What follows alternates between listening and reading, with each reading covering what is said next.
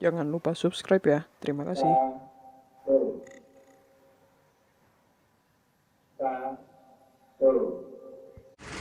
Pemkot Bogor resmi meluncurkan bis kita, yaitu bus Rapid Transit Kota Bogor seperti Mini Trans Busway di Jakarta. Masih di bawah naungan Trans Pakuan, namun bertahap 1 unit bis kita menggantikan 3 unit angkot yang tidak akan lagi beroperasi. Pada saat video ini dibuat, bis kita masih dalam tahap uji coba, sehingga masih gratis dan baru 1 trayek yang dibuka. Kali ini saya akan berbagi pengalaman menaiki bis kita tahap uji coba dan sedikit review perbandingan dengan busway. Sama dengan busway, naik bis kita harus dari halte atau bus stop yang telah ditentukan. Daftarnya bisa dilihat di web atau aplikasi bis kita. Saya pilih halte Jambu 2 untuk naik bus koridor 5 jurusan Ciparigi Stasiun Bogor. Seperti bus stop, di halte Jambu 2 tidak tersedia loket pembelian atau isi ulang kartu uang elektronik. Hanya halte-halte tertentu yang memiliki loket, sehingga persiapkan kartu uang elektronik dengan saldo cukup. Walaupun masa uji coba masih gratis atau bertarif Rp0, namun untuk naik tetap harus tap dengan kartu uang elektronik. Kita tunggu bis kita sampai di halte Jambu 2. Setelah sekitar 5 menit, akhirnya bis kita datang. Seperti busway, naik bis kita dari pintu depan dan tap kartu uang elektronik di mesin dekat pintu. Setelah lampu hijau menyala, langsung masuk ke area penumpang di tengah bus. Ini temenku pengen naik bis kita.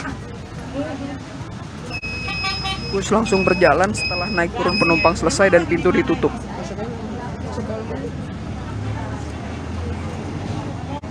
Kaca bus cukup lebar dan terlihat layar CCTV di dashboard supir berfungsi. Kaca samping juga lebar jadi bisa menikmati pemandangan. Gaya kursi yang digunakan seperti busway model lama atau KRL Jabodetabek, yaitu area duduk di tepian dan area berdiri di tengah. Untuk kaca belakang ditutup kotak papan LED pemberitahuan trayek bus ke arah belakang. Bus melewati jembatan Sungai Ciliwung. Sama seperti busway, halte atau bus stop tujuan selanjutnya akan ditampilkan di papan LED merah dan diumumkan di pengeras suara. Bus berhenti di halte SMP 8. Sama seperti busway, untuk turun penumpang menggunakan pintu belakang. Bus melewati Jalan Ahmad Yani, lewat warung steak, lewat Almond Coffee, lewat perpustakaan digital, lewat warung Wakaka. Bus berhenti di halte BPJS. Bus melewati kantor BPN,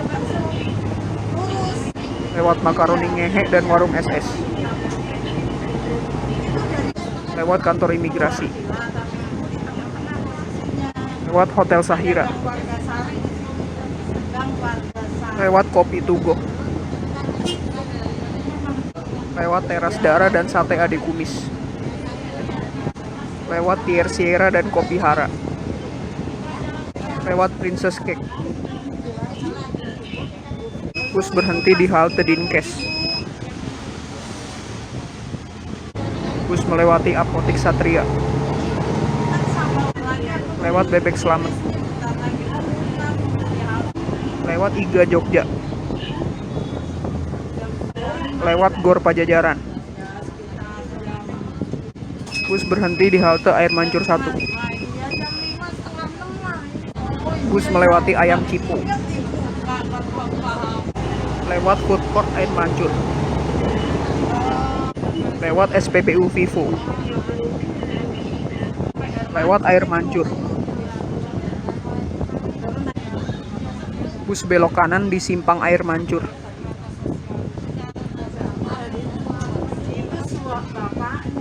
Simpang Air Mancur selalu padat dan jadi titik pertemuan jalur trayek sebaliknya. Gitu. Iya, karena di sana hujan. Bus melewati Jalan RE Marta Dinata. Bus melewati SDN Perwira. Lewat Kelurahan Cibogor. Lewat flyover rel kereta. Lewat jembatan Sungai Cibalok. Lewat Hotel Salak Express. Lewat Balit Vet. Lewat The Hook Cafe. Lewat Taman Siswa dan Masjid As-Sofia. Bus belok kiri dan masuk Jalan Merdeka.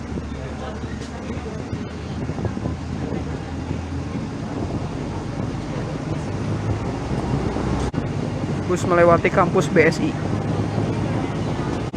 Lewat IRRI. Bus berhenti di bus stop Dinas Sosial. Bus melewati Dr. Mursidin. Lewat Korem 061. Bus berhenti di bus stop Puskesmas Merdeka. Bus melewati kantor PDAM. Lewat bioskop Presiden dan Simpang Mawar. Lewat Simpang Pasar Anyar dan kantor PGN. Lewat SPBU BBG. Lewat Museum Juang dan SMP 4. Bus berhenti di bus stop PGB Merdeka.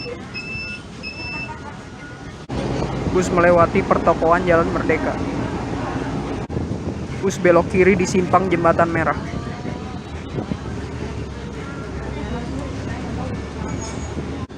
Bus belok kiri di Simpang Paledang dan Stasiun Bogor.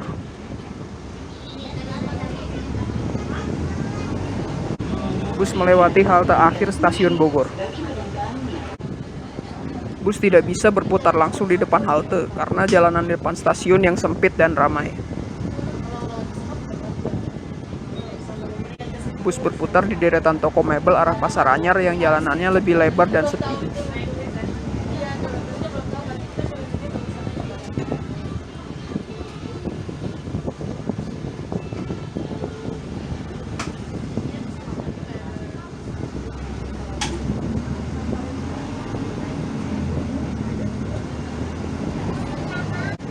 Bus menuju halte akhir trayek yaitu Stasiun Bogor. Dan sampai di halte akhir Stasiun Bogor.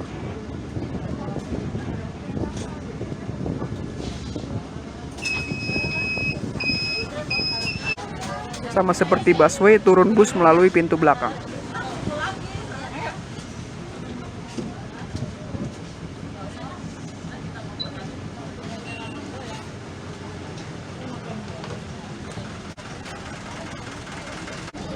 Tidak seperti busway, pintu belakang tidak ada mesin tap out.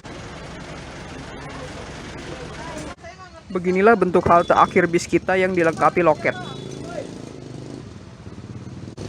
Loket ini nantinya akan melayani pembelian dan isi ulang kartu uang elektronik.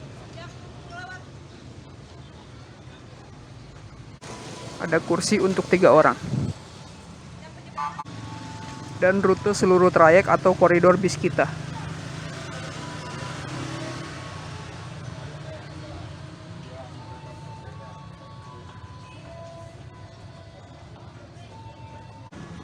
Dan rute trayek koridor yang tadi kita naiki yaitu Ciparigi Stasiun Bogor.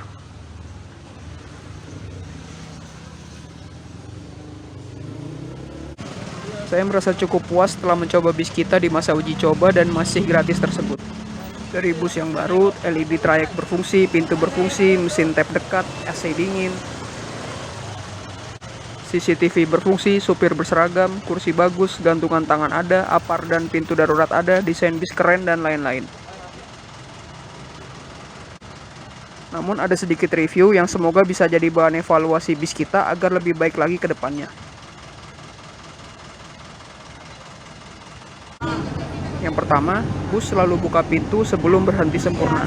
Risiko membahayakan keselamatan penumpang apalagi jika sedang penuh. Sama lurus yang mau masuk ke Bogor Regency, tahu nggak? 1 di SMP 8, Jalanan kampung situ.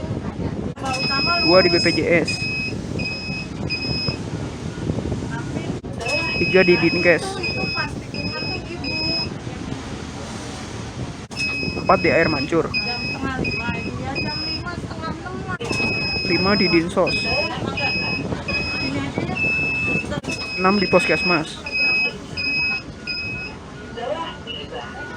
7 di PGB, 8 di stasiun. Ya semua sih. Yang kedua, di jalan yang hanya 1,5 lajur, bus tidak memakai lajur 1 bagian kanan, tetapi mengambil lajur setengah di bagian kiri,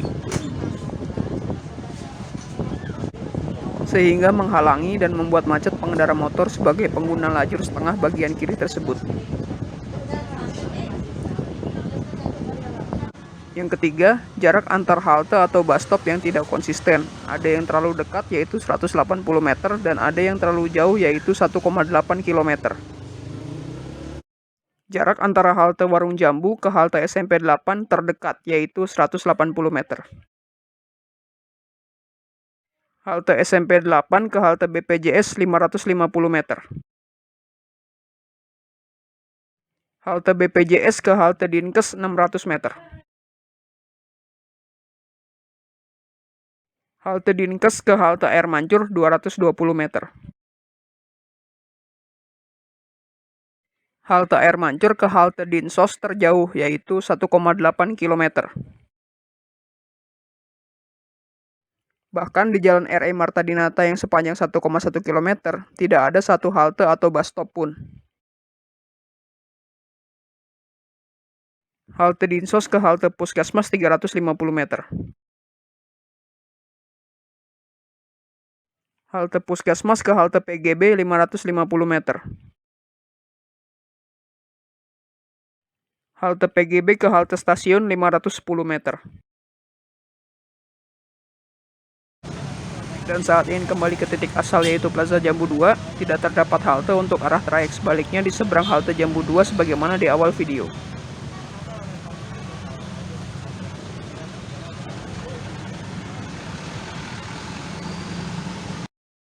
Halte sebelum Plaza Jambu 2 adalah halte SMP 5 yang berjarak 1,1 km dari Plaza Jambu 2. Halte setelah Plaza Jambu 2 adalah halte Jalan Baru yang berjarak 650 meter dari Plaza Jambu 2. Dan akhirnya saya memilih untuk turun di Jalan Baru dan berjalan kaki ke Plaza Jambu 2. Lumayan pegel, bos. Dan jika dilihat total, jarak halte SMP 5 ke halte Jalan Baru juga jauh, yaitu 1,8 km.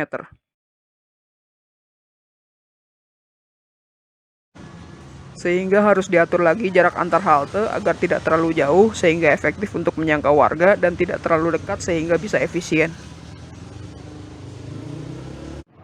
Yang keempat, halte akhir trayek kecil dan tidak ada tali antrian sehingga antrian tidak beraturan dan berceceran ke jalan.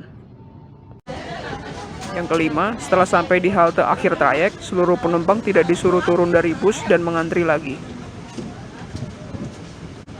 Sehingga peluang duduk tidak adil untuk calon penumpang yang telah mengantri lama di halte akhir trayek.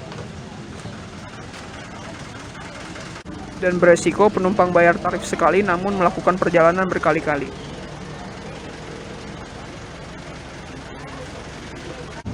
Yang keenam, papan LED merah pemberitahuan tujuan selanjutnya bertuliskan next station bukan next stop atau next shelter. Ya, lurus nanti itu ada dapat. Oh, Sabah Utama tahu nggak? Sabah Utama. Ya cukup sekian saja konten berbagi pengalaman dan review menaiki bis kita tahap uji coba ini.